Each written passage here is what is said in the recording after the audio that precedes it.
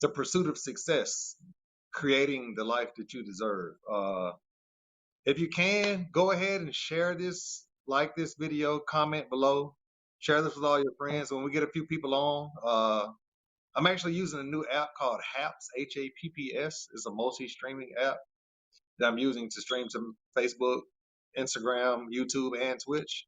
So if you see me, let me know you're here. Also, if you can, let me know what platform you're joining in from. That way I can cater to the people who are actually interested in watching the show. So let me know you're here. Let me know where you're from, what city you're from. Hey, let me know if you can hear me. If I'm having any audio issues, let me know. So I'm here. I'm ready. Waiting on Jeremiah to join in now. I already sent him an invite, so just waiting on him to hop on. Yeah, if you are, just send me a comment. Let me know you're here. Let me know it. Let me know that you're on, so I can greet you properly. Cool.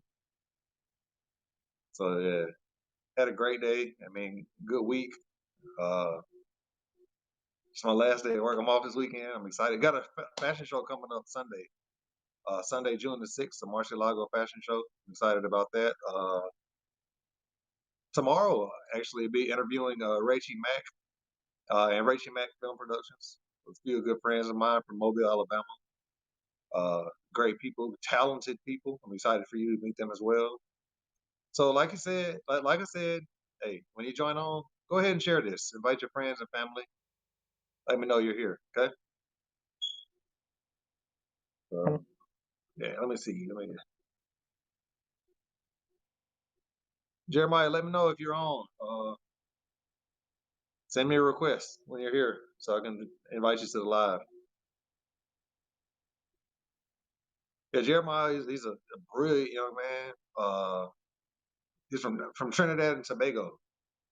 His book was focused on mental health, childhood issues, overcoming that, and some of the obstacles he's had to face to reach the point that he is now, and his current situation that he had to overcome a lot, and he's extremely wise for his age. So yeah, I can't wait till he joins in. There we go. Hey, what's up? What's up, bro? I'm great. Good to see you, bro. Same here. Yeah, man. Let's do it, bro. So, hey, tell the people what's your name, where you from, and what it is that you do. My name is Jeremiah. I'm from the Republic of Trinidad and Tobago. Trinidad and Tobago in the house. Let me know if you hop on. Let us know if you're from the islands, from the Caribbean. Let me know where you're from, your region. How do I share this to Facebook? We probably would have to do that after we got off, honestly. Oh, okay. I don't think you can share it while you're in the live. Moderators can't, spam out their own stuff. So we are completely dependent on the viewers until we get done with the show, being honest. So we need your support if you can. Help us spread the word. Got some good information here we're gonna discuss today. So you can please like and share it to your groups, share it to your personal pages, your business pages, your family. Anything will help. Comments help. It just gets, it lets people know that we're active. So yeah. But yeah, go ahead, bro. Tell us more about yourself, bro. Talk to us. Right. So I'm 24 years of age. I'm an author's consultant. For some reason, I'm getting I don't know if it's my end. Hold on 1 second.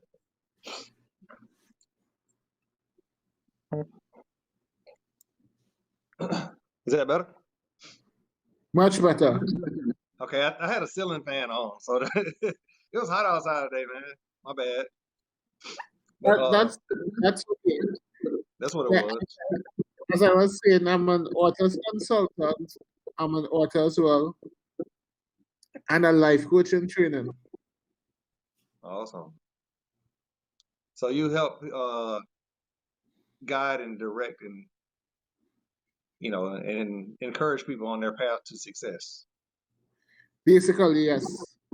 Awesome. So what are some ways that you've successfully helped people, become better versions of themselves? Well, I will share with you an area in life that I usually help people, and that's I help authors create a better platform for their projects. So I'm from Trinidad, so we don't have the top five publishing companies like how the US or Australia or the UK would have. So what I went ahead and did, I took 3 years and studied the entire publishing industry. So I invested in courses, not just publishing courses, but life coaching courses, business coaching courses. Wow, the feedback has come back, but that's okay. We'll I mean, I hear continue. you clearly, honestly. I don't hear any disturbance on my end, so you're good actually. Yeah, so that's basically what I do. Hmm. Help people become the best version of themselves. Right. So I know you have this book coming. I'm me personally, I'm excited, man, about Right. having the opportunity to just hear more of your story, more in depth, and hear how it's helped you evolve as an individual and help you get clarity and perspectives and insight into life. You know what I'm saying? So, can you tell us a little bit about that? What a brief summary or overview of what this book is, some topics it's going to discuss? Okay, so the name of this book is called The Pursuit of Success, Creating the Life You Deserve. Hmm. So this book is actually a collection of my journals from middle school to now. Hmm. I actually didn't had no plans of putting out a book. Like Right. this was legit my journal because everything I do at this point in life Hmm. has something to do with journaling. And you remember the Periscope days. Right. I was on Periscope and this prophetess speak a word over my life, and she was like, "How I'm writing," and I was like, "Yeah, I do journaling." And she was like, "God will give you the opportunity to turn that journal into a novel." Uh huh. Everyone who know me know I will laugh at something like that because yes, I know it was God, but that I don't like to put myself in the front line. Right. I know that about you. You were definitely an introvert. That like the exact opposite of me. True. Like I ain't gonna lie, I like attention, man. It's weird. Like I feed off of that. You know, And I sometimes, know you be getting upset at me because I try to push you in front and you be like, you need to do this, you need to do that. right? And honestly, me, I try to avoid being prideful, so I try to tone it down sometimes, just so I don't get like too full of myself. Yeah. So you know, just being honest, it's just how I am. That's just your personality and we just have to love you for that. And sometimes I know for a fact that I can be overzealous and just be like out there, just definitely taking control of conversations and talking too much. Sometimes I just gotta just ease back a little bit, man. I'm working on that. So I guess it has to do with the type of relationship you have with the other party. Some right, people see it as being cocky, but some people like me, I'm always happy when you take me fun because that means I can stay in my shell. yeah. So I'm happy you came on today. I mean, this your thing. So I know you discussed with me that I want to touch on this. You was talking about a fatherless generation. I feel Yeah. like that's like an epidemic, especially in the United States, and especially among uh, African American males. Do you Yeah. want to go specific, or you want to do just general topic? Uh, I think we should go general because I don't have the stats in front of me. The last Okay. thing I want to do is say a number and it's not correct and it offends a community. Mm-hmm. But what I will say is it's not just something in the United States or the Caribbean, it's something across the board. And it's not just any black community. Mm-hmm. What happened is within the black community, it's exposed more. This is the Right. right community. So they like to highlight that in the media. Yeah, correct. Gotcha. So that is an area in my book. Well, since you laying it all out, we can be transparent. That was my story, and that is your story as well. Right. My parents got divorced when I was 2 years old, so it caused some issues in my personal life. But we're gonna touch on that. But go ahead and tell me a little bit more about your story. Yeah, so my dad was actually in my life, but his career had him really busy. So he was a great provider. I can't even lie about that. I had everything I wanted or needed, Right. but he just couldn't give us his 100% attention. It was Right. like, and one thing I would say is getting someone to talk to is really important because I started therapy and I know there's a whole culture that say black men don't need therapy. But going to therapy, I realized even in that situation, it was an opportunity for us. Mm-hmm. What would I rather? Having my father around every single day, every minute, and the lights went off, school fees not paid, no food to eat. So sometimes you have to ask yourself this question: am I being totally honest, or am I just, because a lot of people look at the Cosby shows and all these sitcoms and see perfect father-son relationship, and that's totally vision. There's never going to be the perfect relationship. Right. I don't take from the fact that yes, I needed my dad around, I needed someone to teach me how to be a man, but sometimes you just have to be honest and say, okay, he sucked at this area, but he was trying at the same time. Right. There are Right. kids that parents don't even do provide the basic necessity of life. Mm-hmm. But I had the opportunity to have a dad who worked hard to provide for us. So that is, when I was young, I didn't want to hear this, but due to therapy and reasoning and forgiving, I realized that he did all in his power to provide. That is what he knew. He didn't have a So yeah, full he picture he of did his what life. he believes to be what a man's supposed to do. Yeah, His work, which is be a provider. true. But he was out of touch with that. He needed to be present. You know what I'm saying? He needed that affection. He needed that attention, that comfort. You know what I'm saying? Correct. Right. So I believe it's a lot of us men who are out of touch with that. You know what I'm saying? That's And so true. I'm be honest, my dad, same way. He's a workaholic. He worked 7 days a week up until the day that he died, and he died young. I believe, Uh, but when I did see him, and when I did have the opportunity to talk to him, he didn't say a lot, but what he said carried weight. You know what I'm saying? There's values that he taught me that I live by today from those few conversations that we had. And this actually helped me navigate through life. You know what I'm saying?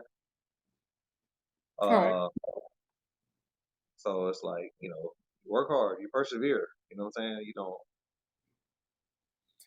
And You, one thing, they lay the foundation for us so we can make the same mistakes they made because we have greater opportunities. right, They had to work. Now we know about creating generational wealth. right. So it's a bit different for us. So we can't say, you know what, my dad wasn't in my life, so I will do the same thing for my offspring. Right. I Then it mean, become a choice. he laid the foundation for me as far as it comes to entrepreneurship.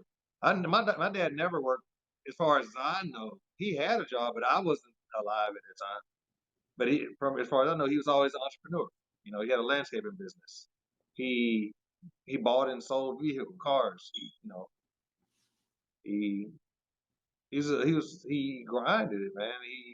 He showed me that it was possible to come from a really impoverished place and make a way for yourself. You know what I'm saying? Yeah, So it's like I never made excuses for not having money in my pocket. You know, sometimes things don't go the way you expect, but I always found a way to creatively provide. You know what I'm saying? correct. Yeah, So I did get that from him. I understand that there's always a way. There's always a way out of nowhere. You know, and I was never given the opportunity to make excuses. I tried it, but that just wasn't a part of the culture I was raised in. The man don't make excuses. The man gets stuff done. yeah. You You know, just get up and do what you have to do. and you can cry, but nobody cares. Yeah. You just got to get it done. True. That's that. But at the same time, Even the I Bible, even the Bible said, if a man don't work, he don't eat. period. You deserve to starve if you don't want to work. Yeah, Basically, not deserve, but you know what I'm saying. Different, but people you have yeah. a physical illness, you can't perform. You can't. You don't have the mental capability to do certain things. That's different if you have a disability. But True. if you're an able-bodied, healthy man, you don't need to be sitting on your butt. Period. Period.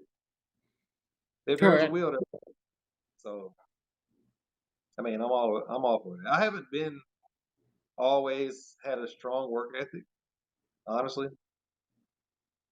You know, I wasted a couple years, or in my early years, just playing game. You know, playing around, running the streets, chasing after chicks.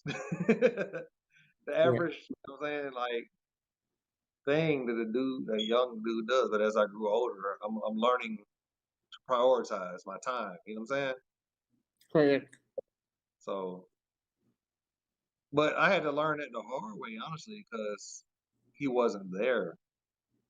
You know what I'm saying? I Yeah. had to make through so many issues in my life and make so many mistakes because I didn't have someone to direct me. And that's the only thing I regret, that he wasn't there in the times of trouble. That I had to go through a lot of stuff alone, and Yeah. and honestly, not having someone there caused me to have trust issues and made me feel like no one cared. I could definitely relate to that. Mhm. And with those trust issues comes with commitment issues as well. So Right. So I'm in a lot definitely, of failed relationships. Uh, I don't have a lot of long-term friends. You know what I'm saying? I have a couple, but not really.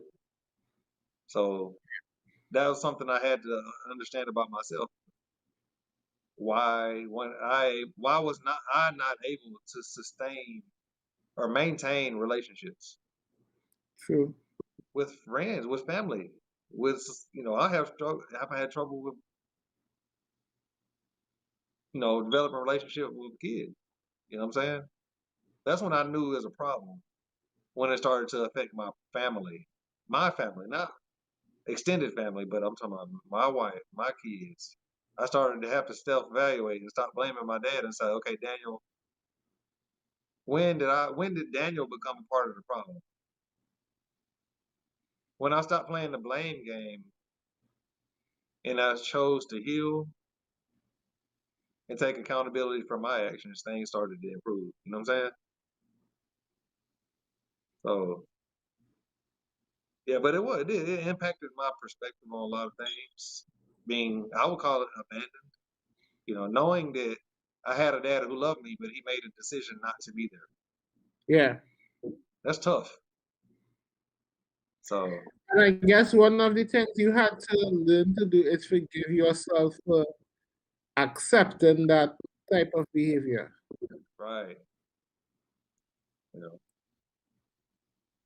But I did have the privilege personally to, before he passed away, I had an opportunity to really just pour my heart out to him and let him know Wow. that I did wish we had spent a lot more time together. But I was grateful for that moment. You know what I'm saying? Yeah. Sometimes we look about, we focus so much on what didn't happen that we don't take advantage of the opportunities that we have now. Yeah. We live a life of regret and disappointment instead of appreciation and thankfulness. Well, Those are people. my story was the opposite Mhm. because I had the opportunity the last day, but pride caused me to not reach out, Right. even when they were reaching out to me. Uh, Because so I was how did that impact you, knowing that you never really got closure? How did you get closure? to be honest, at that point I didn't want closure because in the back of my head I was like, you had all my life Hmm. to bring closure. Like at your dying moment, you wanted to change the narrative. So I didn't give in. And it wasn't until 2018, 2019, Hmm. started getting depressed Right. and started, well, in 2020, I started therapy. Hmm. And when I went into therapy is when I realized all the issues I was facing was linked to one common issue. And that issue was rejection. Rejection. So tell us a little more about that, about rejection. How So does it impact the human personality? I guess everyone is different. I can just share my story. So Right. Right. all my life I have been the dark horse. I actually what would I look at? Inherited Hmm. that position. So in my family, my mom is the dark horse actually. Uh-huh. Me being her child automatically gave me that birthright. So I remember when I started high school, I Hmm. had family members that told me I would never, I wouldn't use the word, I would never be anything. That I would Right. have to work construction and stuff like that. Right. And I remember starting high school and that affected me like almost my whole high school years. I remember when I didn't do too good in the exam, that would play tricks on my mind that you know what, you will never be anything. And one day I just dropped out of school. You say you dropped out of school? I dropped out of high school. I was like, Oh, I'm wow. not smart. I'm not going back. I actually burnt all my school uniform. That Oh, was that that's was it. dramatic. Yeah. That's I was like, that was it. I will go and learn a trade, maybe become a mechanic. I was over this school thing. And thankfully I had parents that didn't give up on me. hmm. We came together, prayed, I gave it a shot again, got my GED, Uh-huh. and now I'm in university. So So now you're in college. Not only you're in college, you wrote a book. true. You went from being a college dropout to being Well, a high school dropout.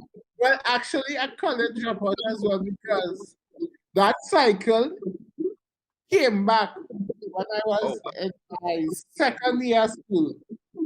wow. Hmm. And yeah, I didn't go to campus for a whole year. I was very near the campus, but I just didn't went. Right. But So I'm gonna say this. What is the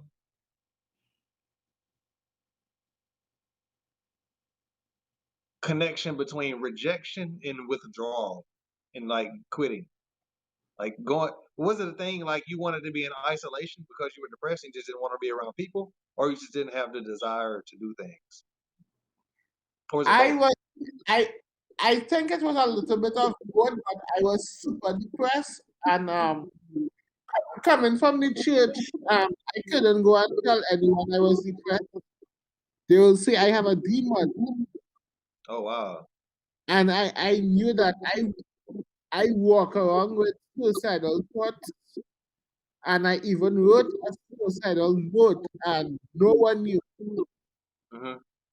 because I had to fake that everything was okay. Uh huh. That time I wanted to be out. Uh huh. It was so bad at me. I actually planned my whole funeral. You said I did. you planned your own funeral? It was that bad. That's intense. So you had a premeditated suicide. Yeah. Oh wow. So how did you overcome that? I overcome it. I have so my friend. I was living at my apartment at this time. Hmm. So around this time, I started smoking and stuff like that. All right, just coping by any Yeah, means necessary. yeah. And All right. my friend, well, before that, I have to also give you credit Hmm. because around that time, you would call me like 6, 7 times a day, even at night time, just to make sure I'm alive. And I'm really grateful for that connection because you really didn't have to do that. I mean, I just know I don't really like to talk about this, but I'm gonna address it. I know that our lives don't necessarily belong to us. You know, True, God gave us the gift of life. You know what I'm saying? And it's like when we take our own life, we deny God's authority over our life. You know what I'm saying? So it's like I genuinely believe that if you would have did that, that personally did, I didn't want my friend to go to hell. You know what I'm saying? Because he just true. because he was going through something.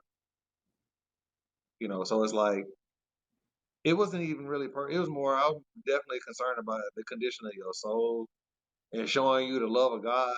You know what I'm saying? So you couldn't go out knowing that or believing that God didn't love you. You don't at this point, I don't believe that you even have an excuse to believe that. Because I believe that God, you know what I'm saying? I don't want to take credit, but it's like that's just how it works. No, no, God, you no. Actually, we could actually talk about it because I believe it will help someone. huh? Yeah, it's I like said, I believe that, people ought to be a reflection of God's love in other people's lives. You know what I'm saying?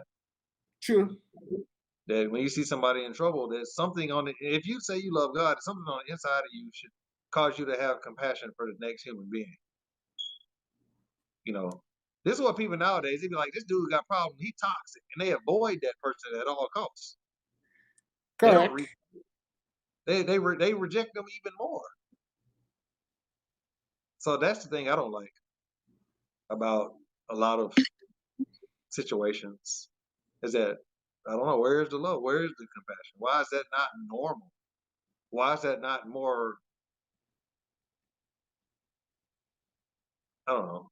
Why is that not so And more I guess common? that is why so much youths are leaving church because it's like they don't allow us to go through our issues. Right. Like, you know, a lot of times there's nothing you can do to change a person's situation, but you can comfort them while they go through their process. You can just be there. You can be available. And they're like, a lot of times that's more powerful than, like you said, casting out a demon, just being available, True. So it's like, I don't know, I just believe there's power in loving people and that it can transform people's lives. It can transform people's minds and perspectives, you know, just being consistent. just being available. And And just I I believe God delivers people through conversation. true.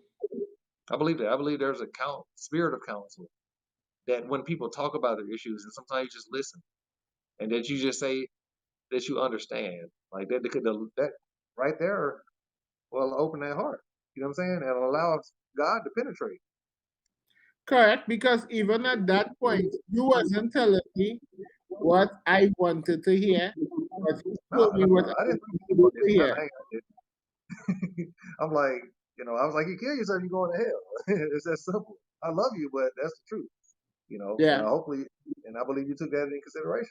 Don't like when you really love people, you tell them the truth. You know what I'm saying? You if you really want what's best for somebody, you're gonna be honest with them. You know what I'm saying? And let them know. Just like you a life coach. All of the advice that you give, some of it's not gonna be easy. It's not gonna be comfortable. It's gonna challenge the core of who they are and what it is that they believe in order for them to grow, in order for them to heal. You know what I'm saying? So it's necessary. Like, and a lot of that should have came from our fathers. That accountability, that discipline. true. You know what I'm saying? That's needed. That actually helps. But this is the thing: when criticism comes from a person who doesn't necessarily have your best interest at heart, Correct. that's when it's dangerous. When a person says negative words not to better you but to tear you down, Constantly. that's the problem. Not because they want you to do better, is that they actually want you to fail. They believe that to be true about you. That's what I don't like. If you're gonna tell me something, tell me so I can grow, not because you don't like me.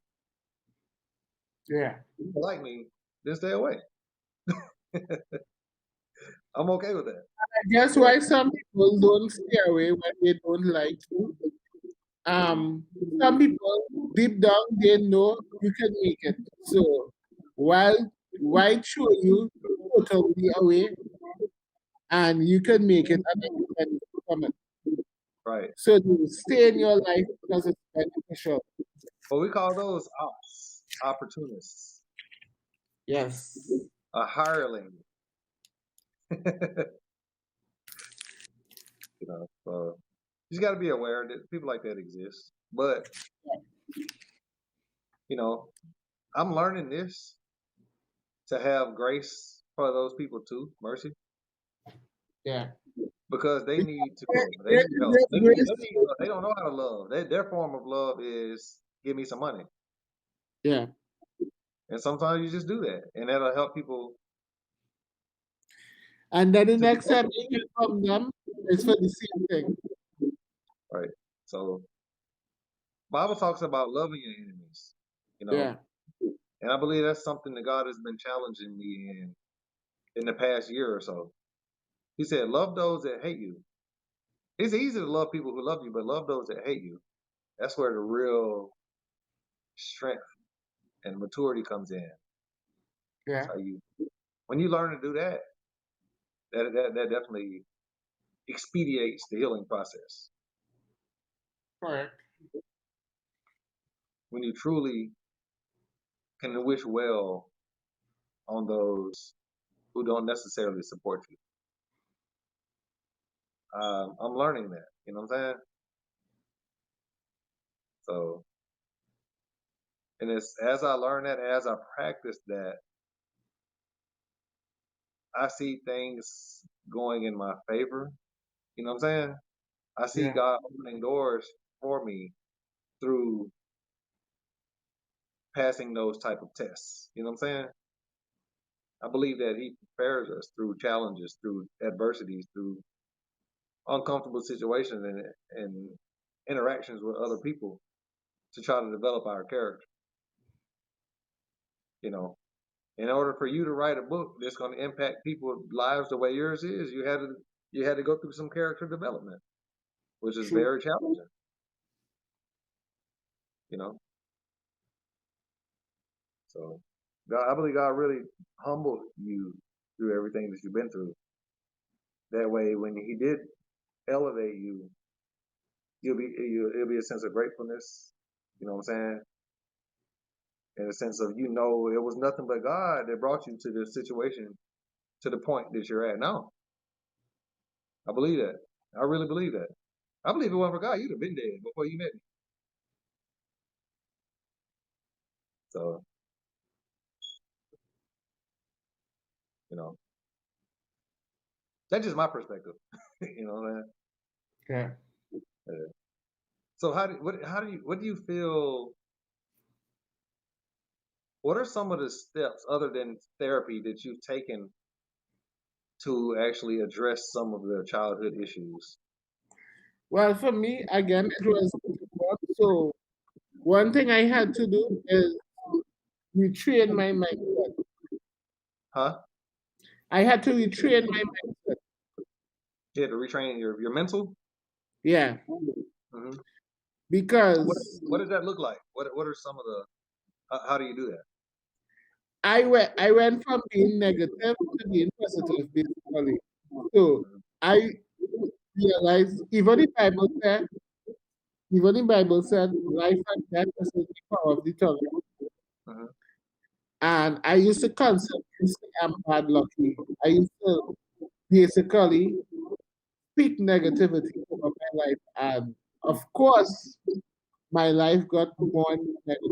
And I started eliminating from my vocabulary. I started listening more motivational stuff. I Hmm. cut off certain rap music. Anything that was making me feel depressed, I cut ties with it. Right. Instead of playing the fool like playing games and stuff like that, I started reading. Hmm. So I invested in a lot of books, a lot of audio books as well. And that is what I did to retrain my mindset. So you started really feeding your spirit so it could heal and it could grow. Yeah. Yeah. And one of the most important things, you have to learn how to not be a victim. I'm not saying don't feel sorry for yourself, but at some point you have to get up and say, you know what? Yes, this happened to me, but how could what happened to me make my life better? Right.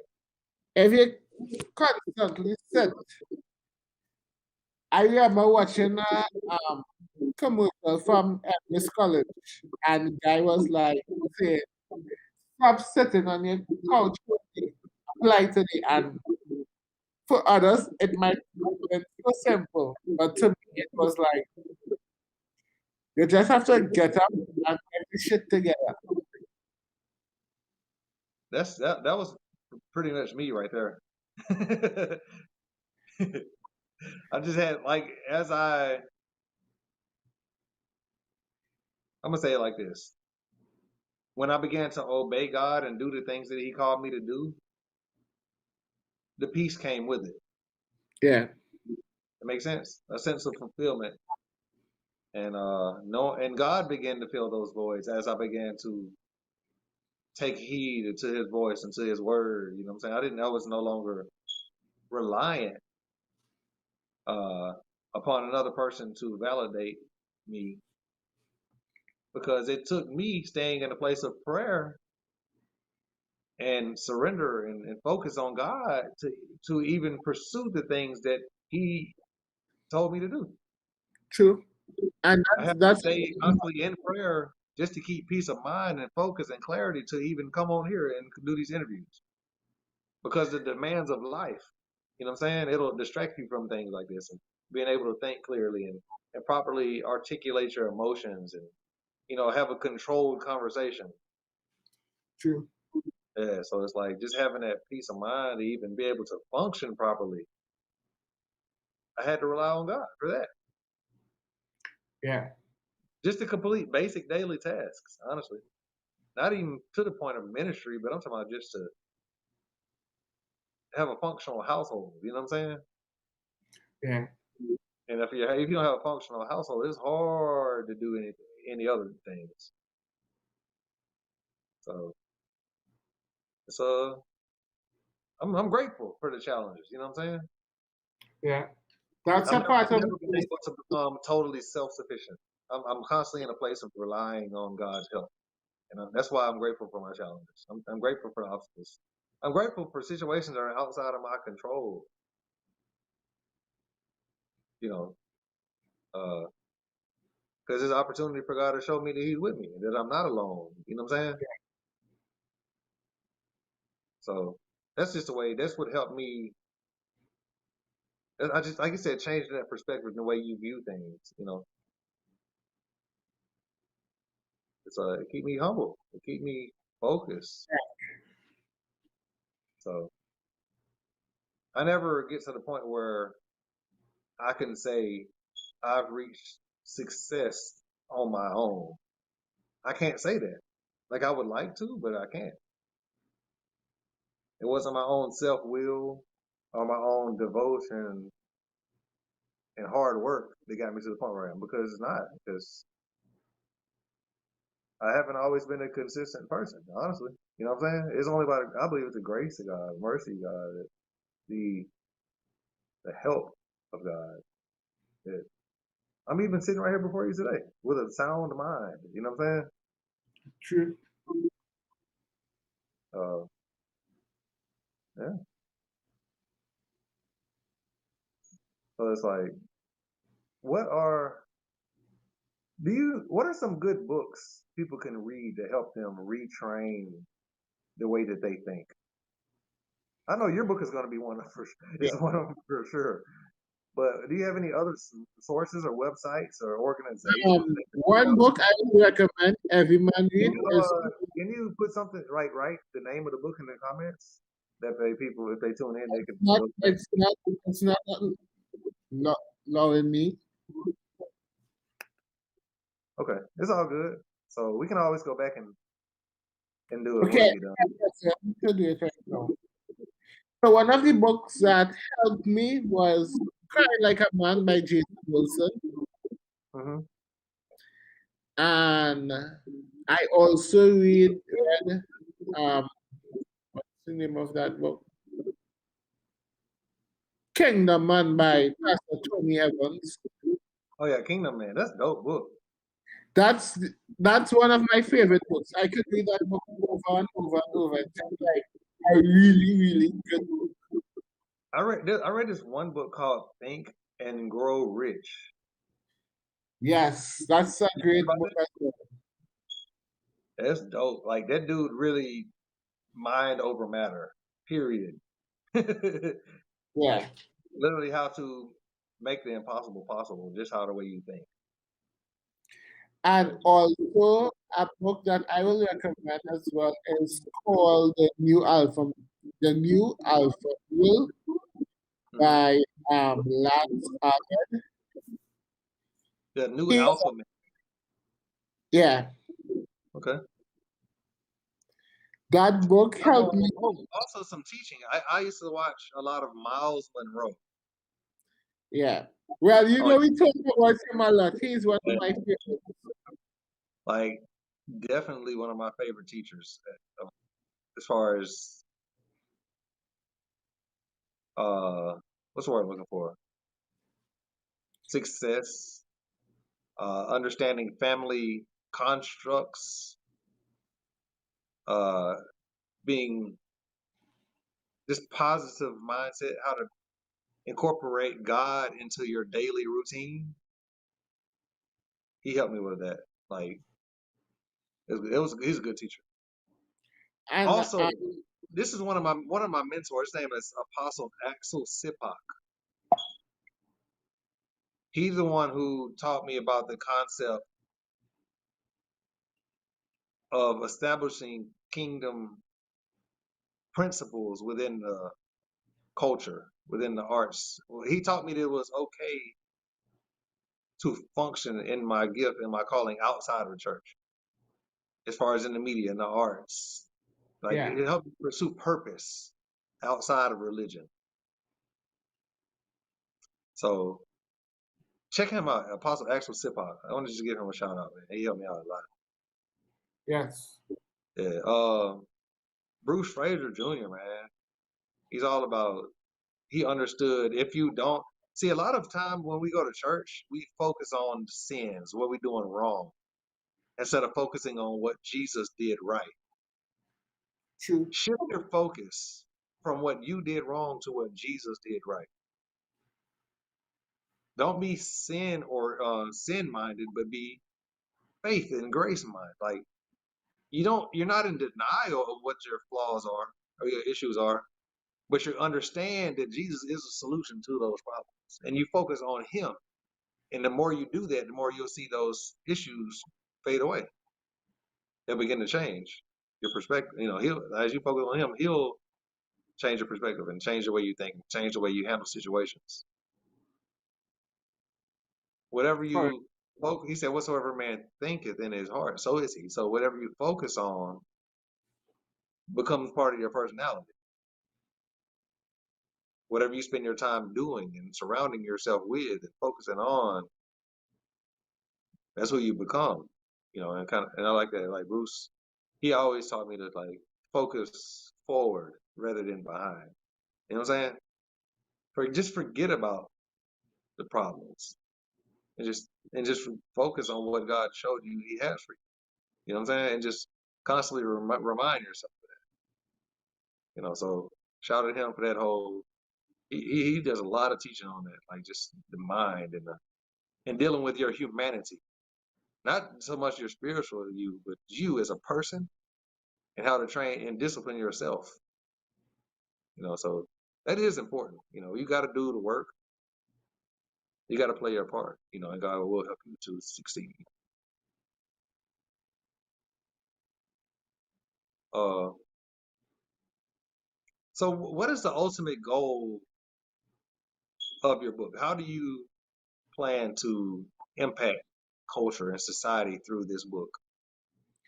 Well, at first I was a little bit selfish because I didn't want to put out the book, right?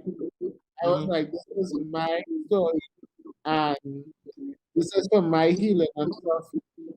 And it wasn't until I started having conversation with people within my circle I realized all our stories are similar. It wasn't daddy issues, Hmm. dealing with suicidal thoughts, depression, and after even talking to you and sharing some of the stuff from the book with you, I realized I had my hand on something special. And still, I was still in denial because I don't like to be in front of doing anything.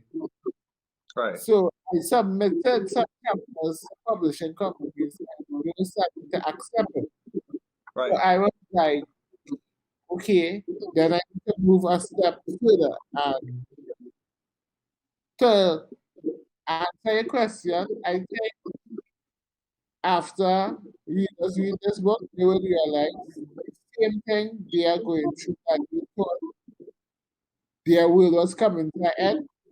Hmm.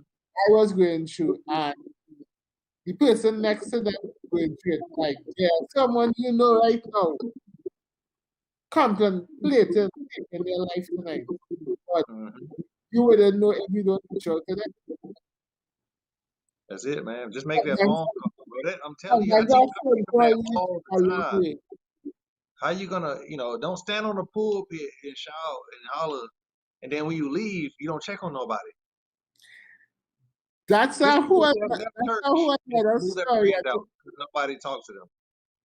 That's a whole other story. I don't want to get in trouble tonight. But it's important though. Like just, a lot of us, I believe a lot of people on social They, media suffer attention and yeah, don't they take the time out of the day to do the work behind the scenes. true. There's a They lot of work needed to be done behind the scenes. A lot of phone calls need to be made. A lot of house visits. You know what I'm saying? yeah. Stuff you They, don't need us. they rather shade you than reach out. No shade. Being honest. Yeah, but so Just do the work. Yeah. You reap what you sow. If you're discouraged, go encourage somebody. Promise you, Simple. promise you, you'll feel better. Promise. Even if it's just for a moment, it's worth it. You'll benefit from it. Honestly.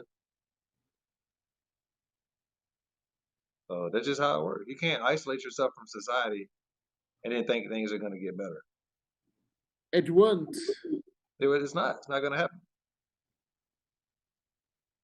So get involved, knock on your neighbor's door. You know what I'm saying? Like, you don't know. Maybe people living next door to you, you probably be starving to death and don't even say nothing because they got a nice car. Yeah. You just assume that everything's okay. But, so love your neighbor, man. That's Bible 101. Love your neighbor. It's True. important. It's important.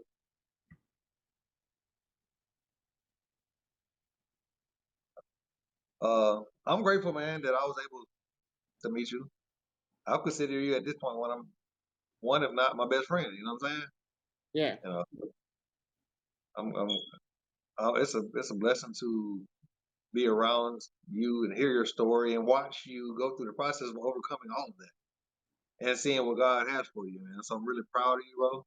And I'm excited to see how you Thank impact the God. world. Wait.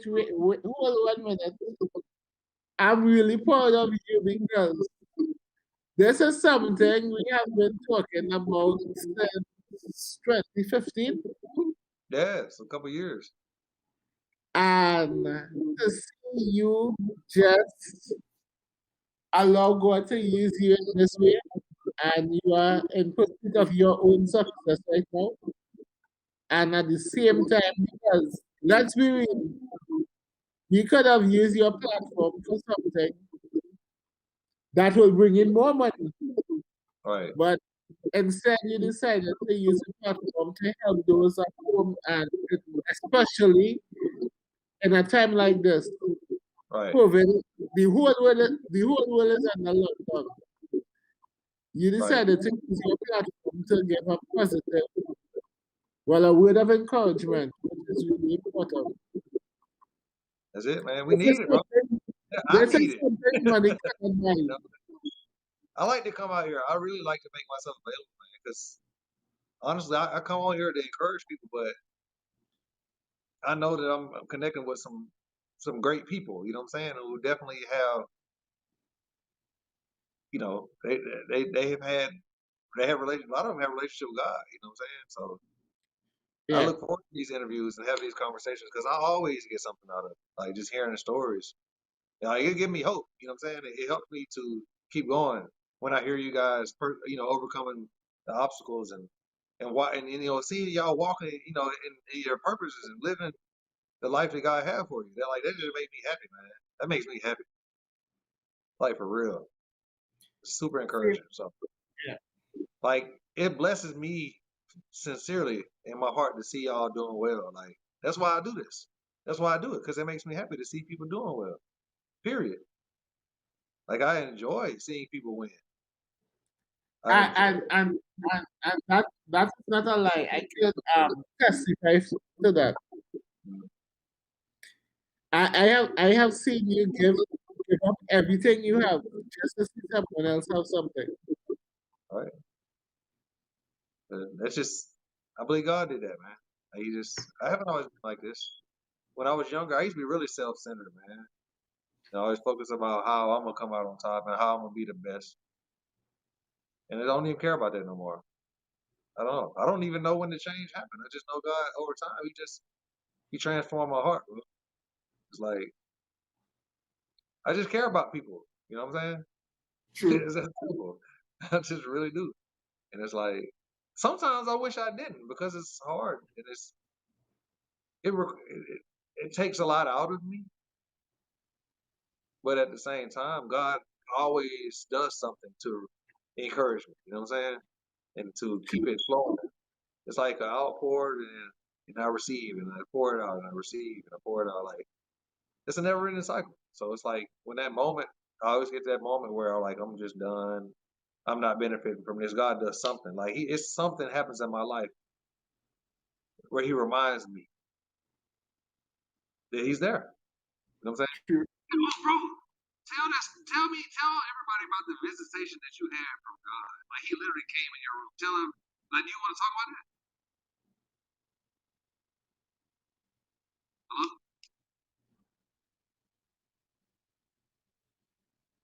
Oh man, he froze up. Hello? Good. There you go. I hear you now. What you were saying? I was saying, can you like? I remember you was going through a really tough time, and then you like called me. He was like, "Bro, guess what happened, bro?" He was like, "Jesus came in my room." Like, I really want. Can you tell people that story? Like, how about tell like I want to hear about that. Like, 'cause that story it just doesn't get old, bro. Like, that amazed me. Can you share that testimonial?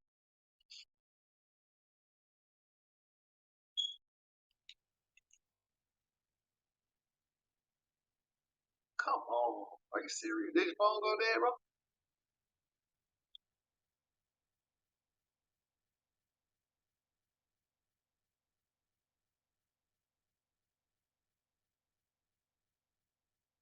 Hello?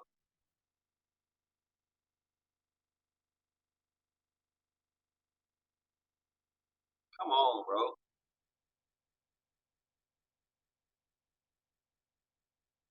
Well, is it back on there?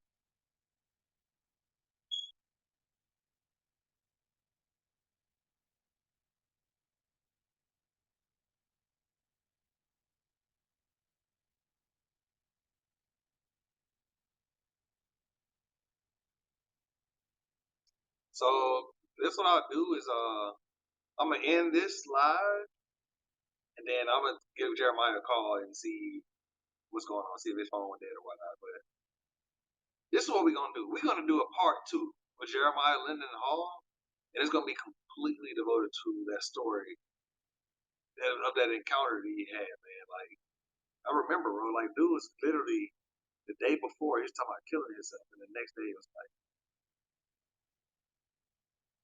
Jesus literally showed up in this dude's room. Like he told me what he looked like, how the light was, what type of clothes he had on. Like I can't wait, man. I want him to tell y'all that story. I'm not gonna do it. I want him to do it. So y'all stay tuned, follow, man. Like this is gonna be. I want y'all to really hear this because it's like it blessed me, man, just to hear like right in the middle of the worst day, God literally showed up in his life, like face to face with God. You know what I'm saying? So I want him to share this with y'all. So I will make an announcement. We'll go ahead and I'll get him you know get back with Jeremiah and find out when he wants to share that testimony. So I love y'all. Hey, y'all stay tuned. Please share, like, follow, all that good stuff, man. I feel like God's really doing something, and I know we're gonna. I have a lot of stuff planned ahead. Some great people, some amazing, powerful, wonderful, you know, children of God, man. Who just want to share,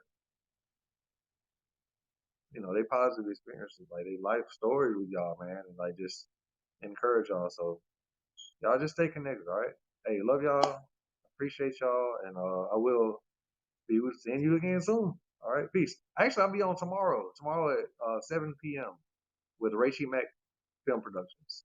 So make sure y'all tune in. Go ahead and follow so you can get the notification when we go live again. Okay. All right. And I'm gonna make the announcement about Jeremiah coming back and telling his story. Okay. All right. Peace. I love y'all. Bye.